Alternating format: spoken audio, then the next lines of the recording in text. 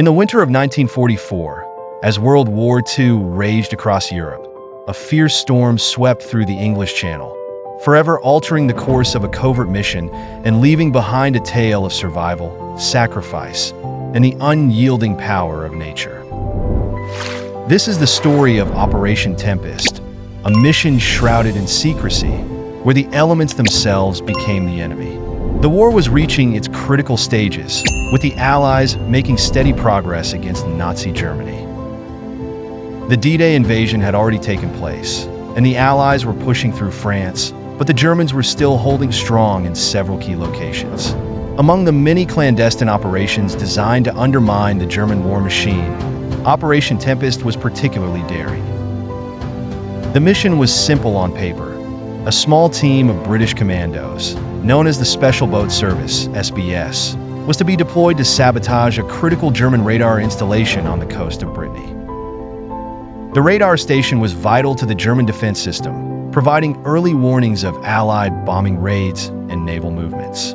Its destruction would blind the Germans and give the Allies a much-needed advantage as they prepared for further offensives. The commandos, led by Captain James Harrington, were veterans of numerous covert operations. They were a tight-knit group, each member skilled in demolition, reconnaissance, and survival. They had been chosen for this mission, not just for their expertise, but for their ability to remain calm under pressure, to adapt to the unexpected, and to overcome any obstacle, no matter how formidable.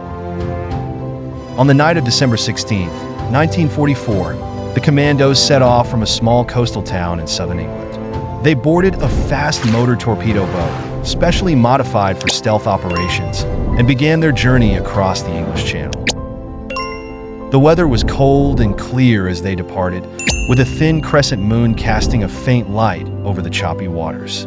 As they approached the French coast, however, the weather took a sudden and violent turn. The temperature plummeted, and dark clouds began to gather on the horizon. Within minutes, the wind picked up, howling like a banshee, and the seas grew angry, with waves towering over the small boat. The commandos, seasoned though they were, had never seen a storm like this. It was as if the elements themselves had conspired to thwart their mission. The wind screamed through the rigging, and the boat was tossed about like a toy. Water crashed over the bow and soaked the men to the bone. The visibility dropped to almost nothing as the storm intensified, a wall of rain and salt spray blinding their way forward. Captain Harrington, fighting to keep his balance on the slippery deck, knew that they were in grave danger. The storm was pushing them off course, and there was a real risk that they could be driven into the German-controlled waters, or worse, smashed against the rocky coastline. The mission was in jeopardy, but turning back was not an option. The radar installation had to be destroyed. With great difficulty, the crew managed to keep the boat on a southerly heading, but the storm showed no sign of abating. Hours passed in a nightmarish blur of wind, rain, and cold. The men huddled together for warmth, their spirits tested by the relentless fury of the storm. Equipment was lost overboard, radios shorted out, and the boat itself groaned under the strain. The engine sputtering as seawater infiltrated the fuel lines.